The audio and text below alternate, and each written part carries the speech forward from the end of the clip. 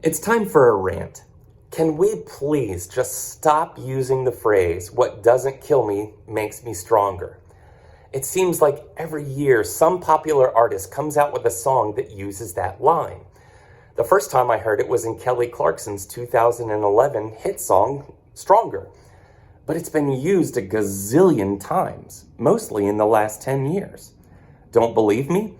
Well, if you go to the website lyrics.com and search on that phrase, here's what you get. Quote, "We found 6,442 lyrics, 103 artists, and 48 albums matching That Which Doesn't Kill You Makes You Stronger." See? A gazillion. Even solid Christian artists, who usually stick to thoughtful and biblical lyrics, they quote it. It sounds so positive. It sounds courageous and empowering. But people don't realize where that saying came from and why it's actually dangerous. So first of all, it's just plain lazy writing. Look, I'm a music fan. I enjoy many genres of music. And what I appreciate more than the style of the music is the skill of songwriting, including the lyrics. I want lyrics that challenge me to think, and lyrics that somehow have a redemptive element to them. As soon as I hear someone sing "what doesn't kill me makes me stronger," my eyes just glaze over and roll back in my head. Why should I bother paying attention to the rest of the lyrics when they're not saying anything new that 1,000 other people haven't already been saying? Come on, songwriters, stop being lazy and just parroting the popular phrase of the day. But now let's get to the real problem I have with the phrase. Do you know the origin of that statement? Friedrich Nietzsche. He wrote a book in 1888 called Twilight of the Idols. It was a book of aphorisms, or short pithy statements. And this particular line caught people's attention. The full quote goes like this: "Out of life's school of war, what does not kill me makes me stronger." So on the surface, it means we can learn and grow out of all of our circumstances, even the hard ones. And when we encounter difficult circumstances, we can choose to fold and give in, or we can choose to face our difficulties and to overcome our obstacles and even to get better through them. There's nothing wrong with that, right?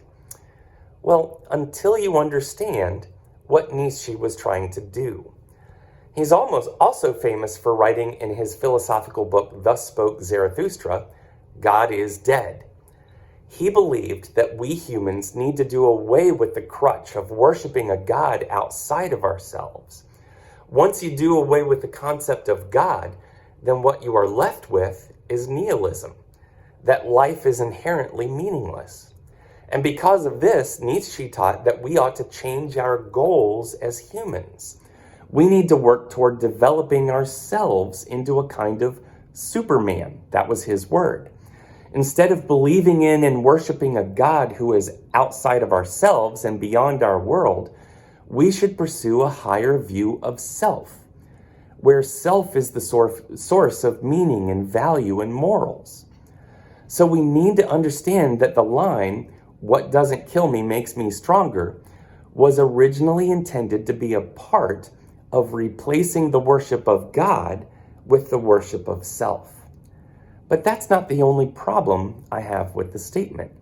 It's also just plain not true. Sometimes what doesn't kill you still really harms you.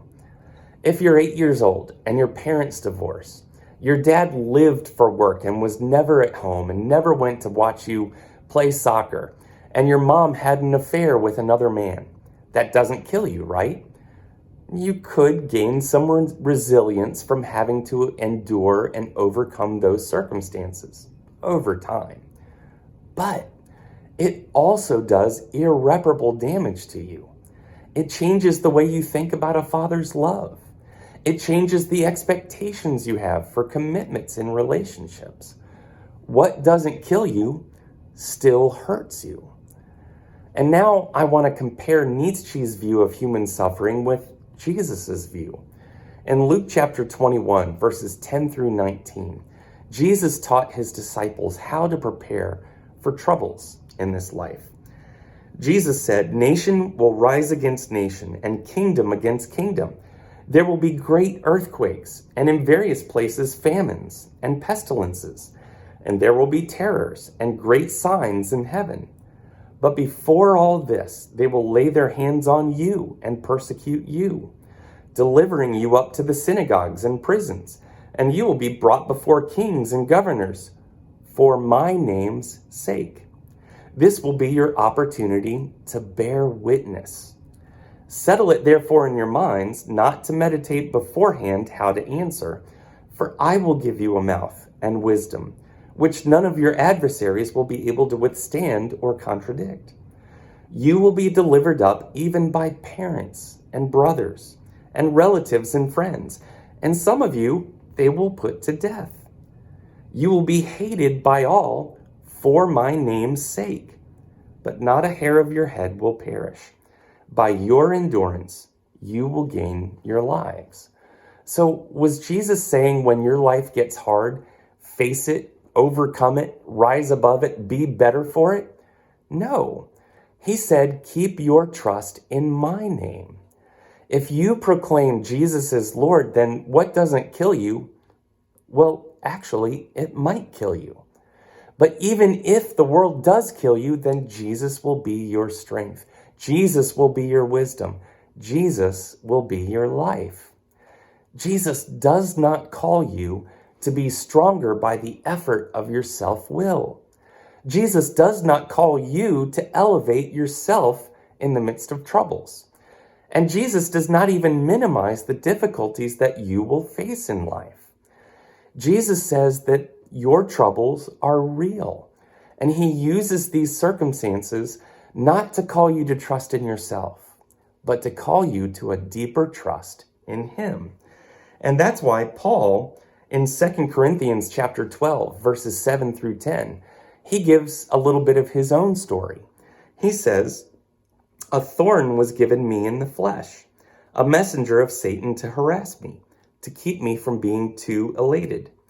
3 times I pleaded with the Lord about this, that it should leave me. But he said to me, 'My grace is sufficient for you, for my power is made perfect in weakness. Therefore, I will boast all the more gladly of my weaknesses, so that the power of Christ may rest upon me. For the sake of Christ, then, I am content with weaknesses, insults, hardships, persecutions, and calamities. For when I am weak, then I am strong.'" Do you see the difference? Get out of yourself, brothers and sisters in Christ. If what doesn't kill you leads you to more trust in Jesus, then great. Celebrate his strength. Maybe we can change the statement to something that's more biblical and really more helpful. What doesn't kill me drives me to deeper trust in Jesus.